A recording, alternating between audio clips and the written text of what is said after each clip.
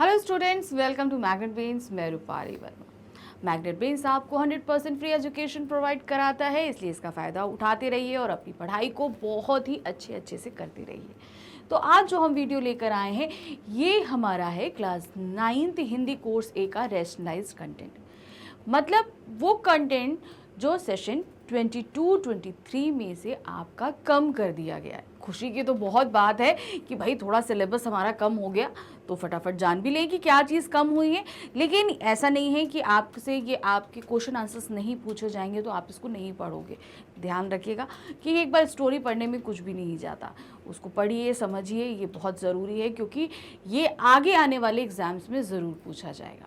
तो जैसे आपको पता है कि हमारा 9th में 2 बुक चलती है हिंदी की, ठीक है।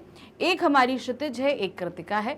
दोनों में ही से ही कुछ चैप्टर्स हटा दिए गए हैं। तो जल्दी फटाफट जानते हैं क्या है। तो ये क्या है, हमारा क्षितिज भाग 1 हमारी जो पुस्तक है, मेन पुस्तक हिंदी की, उसमें से। तो चैप्टर का जो नेम है वो है नाना साहब की पुत्री देवी मैना को भस्म कर दिया गया। ये चैप्टर हमारा हटाया गया है। तो ये किस से है, 52-58 तक पेज नंबर है आपका, इसको बिल्कुल भी हटा दिया गया है।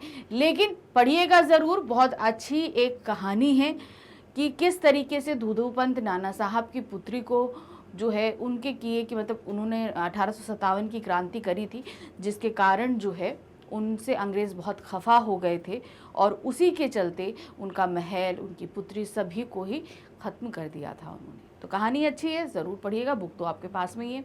फिर उसके बाद दूसरा जो अध्याय है, एक कुत्ता और एक मैना। ये कहानी रविन्द्रनाथ टैगोर जी की, उनके एक कुत्ते और उनके एक मैना की कहानी है, उसे भी पढ़िएगा। ये है पेज नंबर 77 to 86 तक के में ये पूरी जो है दिया गया है चैप्टर, तो उसको आप ज़रूर पढ़ लीजिएगा। फिर है चंद्र गहना से लौटती बेर। अब ये जो आ रहा है ये हमारे गद्य खंड का काव्य खंड का अध्याय है।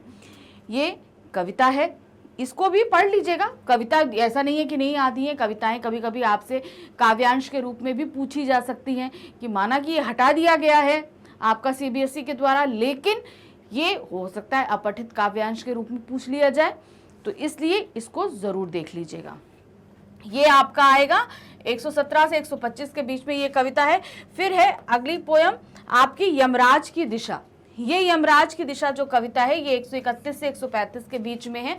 ये बताया गया है कि जो हमारे लेखक हैं किस तरीके से उनकी माता जी ने उन्हें बताया था कि दक्षिण दिशा की तरफ पैर कर कर नहीं सोना चाहिए, तो वहाँ पर जो है यमराज का वास है। मतलब दक्षिण दिशा की तरफ अगर आप पैर करके सोएंगे तो आपके शरीर में कोई ना कोई कष्ट ज़रूर लगा रहेगा, ऐसा उनकी माताजी ने उनको बताया था। तो उसी पर उन्होंने ये पूरी कविता बताई थी।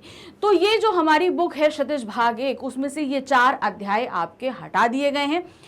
हटा ज़रूर दिए गए हैं, इससे आपके एग्ज़ाम में या टेस्ट में किसी में कुछ भी नहीं पूछा जाएगा, कुछ भी नहीं आएगा। लेकिन पढ़िएगा ज़रूर। क्यों? क्योंकि अभी नहीं आ रहा है लेकिन आगे इससे पूछा जा सकता है। तो अब हम आते हैं हमारी दूसरी पुस्तक। दूसरी पुस्तक हमारी कौन सी है? जो हमारी हिंदी की पूरक पुस्तिका है, कृतिका भाग 1। तो कृतिका भाग 1 में से भी कुछ अध्याय हटाए गए हैं। आपको दिख रहा है कि जैसे 2 आपके हैं इसमें। तो पहला जो अध्याय है ये है माटी वाली। माटी वाली अध्याय जो है ये 42 से 48 तक, यानी कि 42 से 48 तक के पृष्ठ संख्या में आपकी बुक में दिया गया है। पूरा का पूरा अध्याय हटा दिया गया है इसमें से।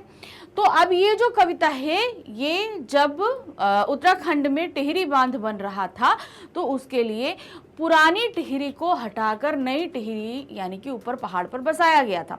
तो उसके विस्थापन में किस तरीके से गरीब लोग भी जो है बहुत ज़्यादा उनको परेशानियां हुई, तो उसी को लेकर एक बूढ़ी औरत है जो टिहरी शहर में माटी वितरण का काम करती थी, उसके बारे में ये कहानी है।